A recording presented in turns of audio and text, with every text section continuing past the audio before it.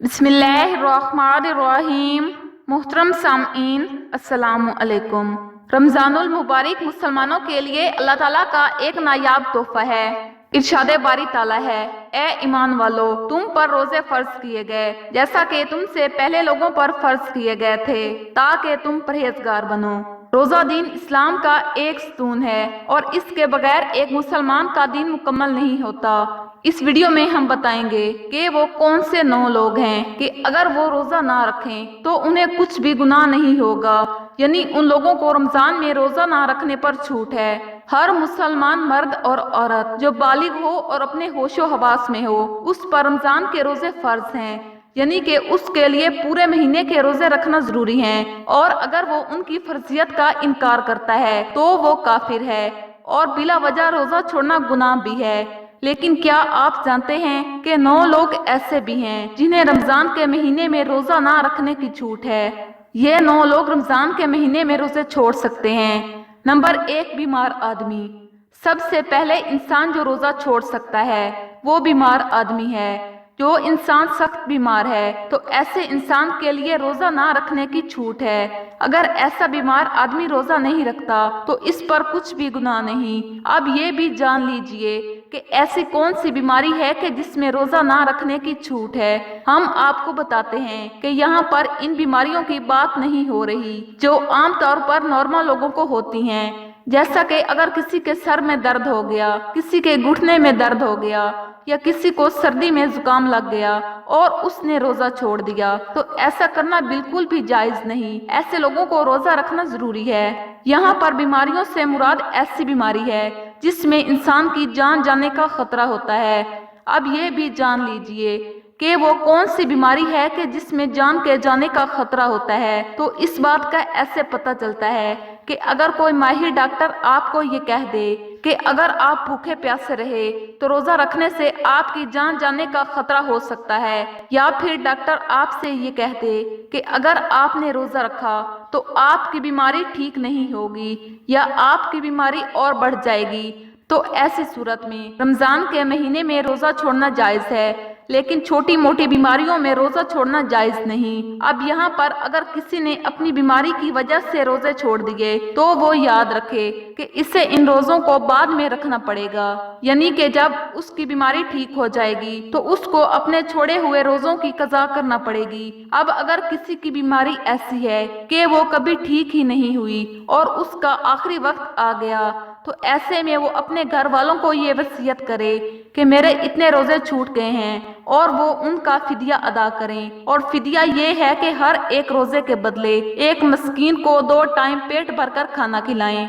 Number 2, हामिला यानी pregnant औरत। दूसरे नंबर पर हामिला औरत है, यानी जिसके पेट में बच्चा हो। अगर ऐसी औरत हो और रोजे रखने पर इसको और इसके बच्चे की जान जाने का खतरा हो तो ऐसी औरत भी रमजान के महीने में रोजे छोड़ सकती है। इस पर भी कोई गुनाह नहीं होगा। ऐसी औरत के लिए भी रोजा ना रखना जायज है, लेकिन याद रहे कि ऐसी औरत भी अपने छोड़े हुए रोजे बाद में रखे, यानी कि जब उसकी सेहत ठीक हो जाए तो उसे भी अपने छोड़े हुए रोजों की कज़ा करना होगी। और अगर कोई हामिला औरत है और उसका माहिर डॉक्टर उसे ये कह दे कि रोजा रखने से उसे या उसके बच्चे की जान जाने का खतरा नहीं, तो ऐसी औरत के लिए रोजा रखना जरूरी होगा। नंबर 3, ज्यादा बुढ़ापा होना, यानी तीसरा शख्स वो है जो अपनी उम्र के आखिरी पड़ाव में पहुंच जाए, यानी कोई शख्स बहुत ज्यादा बूढ़ा हो गया हो। तो अगर कोई ऐसा शख्स है जो अपने बुढ़ापे की वजह से अपनी जगह से उठ भी नहीं सकता, बैठ भी नहीं सकता और वो अपने बुढ़ापे की वजह से इतना कमजोर हो गया है कि उसमें रोजा रखने की बिल्कुल भी ताकत नहीं है, तो ऐसा शख्स भी अगर रमजान के महीने में रोजे नहीं रखेगा तो इस पर भी कोई गुनाह नहीं होगा। तो ऐसे बूढ़े शख्स के लिए भी रोजा छोड़ना जायज है, लेकिन याद रहे कि ऐसे शख्स के लिए भी फिदिया अदा करना होगा। और फिर अगर ऐसे शख्स में बाद में इतनी ताकत आ जाए और वो अपने आप को तंदुरुस्त महसूस करे तो इसे चाहिए कि वो अपने छोड़े हुए रोजे बाद में रख ले और उनकी कज़ा करे। लेकिन अगर कोई शख्स अपने बुढ़ापे की वजह से इतना कमजोर हो गया है कि उसे अपने ठीक और सेहतमंद होने की कोई उम्मीद ही नहीं, तो इसके लिए रोजा माफ है, लेकिन उसे भी हर अपने रोजे के बदले में फिदिया देना पड़ेगा।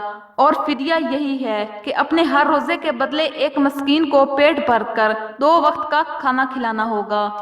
نمبر 4، دودھ پلانے والی عورتیں۔ یہاں یہ بات بھی واضح کر دیں کہ پہلے زمانے میں ایسی عورتیں ہوا کرتی تھیں جو لوگوں کے بچوں کو دودھ پلانے کا کام کرتی تھیں۔ وہ لوگوں کے بچوں کو اپنے ساتھ لے جایا کرتی تھیں اور 2 یا 2.5 سال تک بچوں کو دودھ پلایا کرتی تھیں اور انہیں دائیاں کہا جاتا تھا۔ ایسی عورتوں کے لیے بھی رمضان میں روزہ نہ رکھنے پر چھوٹ ہے جو بچوں کو دودھ پلاتی ہیں، لیکن چونکہ اب ایسا زمانہ نہیں رہا، لہٰذا ایسی مائیں جو اپنے بچوں کو دودھ پلاتی ہیں اور اگر ان کا ڈاکٹر انہیں یہ کہہ دے کہ ان کے روزہ رکھنے کی وجہ سے ان کے بچے کو خطرہ ہے تو ایسی ماؤں کو بھی روزہ چھوڑنے پر کوئی گناہ نہیں، لیکن یاد رہے کہ ایسی عورت کو بھی بعد میں اپنے ان روزوں کی قضا کرنا ہوگی۔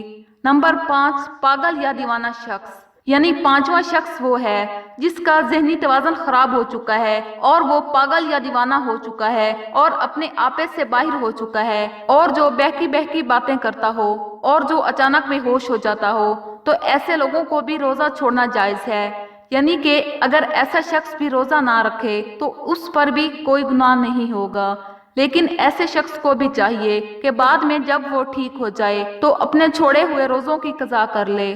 نمبر 6، حیض اور نفاس والی عورتیں۔ ایسی عورتوں کا بھی روزہ رکھنا جائز نہیں ہے۔ یہاں یہ بھی یاد رکھیے کہ پہلے بیان کیے گئے 5 قسم کے لوگ اگر روزہ رکھ لیتے ہیں تو ان کا روزہ قبول ہو جائے گا، لیکن حیض اور نفاس والی عورتیں اس حالت میں روزہ نہیں رکھ سکتی، اور اگر وہ رکھ لیں گی تو ان کا روزہ قبول نہیں ہوگا اور ان پر سخت گناہ ہوگا۔ ایسی عورت جب بھی بعد میں پاک صاف ہو جائے تو اس کے لیے ضروری ہے کہ اپنے چھوڑے ہوئے روزوں کی گنتی پوری کر لے۔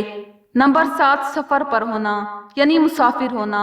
تو ایسا انسان جو حالت سفر میں ہے تو اس کے لیے بھی روزہ نہ رکھنے کی چھوٹ ہے، اور روزہ نہ رکھنے پر اس کے لیے کچھ گناہ نہیں ہوگا، لیکن یہ بات بھی جان لیجئے اس سلسلے میں سفر کیسا ہوگا تو ہم آپ کو بتاتے چلیں کہ جو سفر 80 کلومیٹر سے زیادہ ہو اور وہ کم از کم 15 دن کے سفر کی نیت کر کے گھر سے نکلا ہو تو ایسے شخص کے لیے روزہ نہ رکھنے پر چھوٹ ہے، لیکن جب اس کا سفر ختم ہو جائے تو پھر اس کے لیے روزہ رکھنا ضروری ہو جاتا ہے۔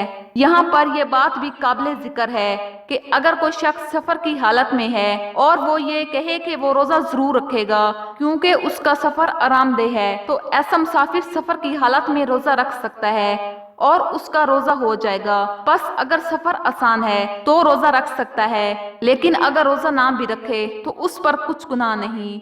نمبر 8، ایسا شخص جس کی جان جانے کا خطرہ ہو، یعنی اگر کوئی شخص تلوار لے کر کسی کے پاس آ جائے اور یہ کہنے لگے کہ اگر تم روزہ رکھو گے تو میں تمہاری گردن اڑا دوں گا، تمہیں مار دوں گا، اور اسے اپنی جان کا خطرہ ہو، تو ایسے شخص کے لیے بھی روزہ نہ رکھنے پر چھوٹ ہے، لیکن یاد رہے کہ ایسے شخص کے لیے جب وہ ایسی صورتحال سے باہر نکل جائے اور اس کی جان کو کوئی خطرہ نہ ہو تو بعد میں اس پر اپنے چھوڑے ہوئے روزوں کی قضا لازم ہوگی اور اسے بعد میں اپنے وہ چھوڑے ہوئے روزے رکھنا پڑیں گے۔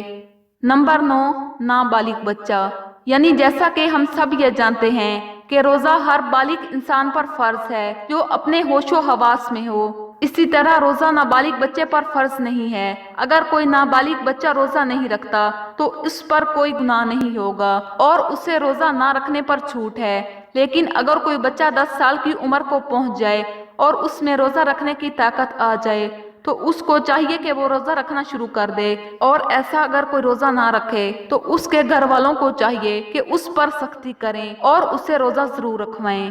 آخر میں اللہ تبارک و تعالیٰ سے دعا ہے کہ وہ ہمیں ماہ رمضان کے سارے روزے رکھنے کی توفیق عطا فرمائے، آمین یا رب العالمین۔ محترم سامعین، اگر ویڈیو اچھی لگی ہو تو ویڈیو کو لائک کریں اور ایسی مزید اسلامک ویڈیوز دیکھنے کے لیے ہمارے چینل کو سبسکرائب کریں۔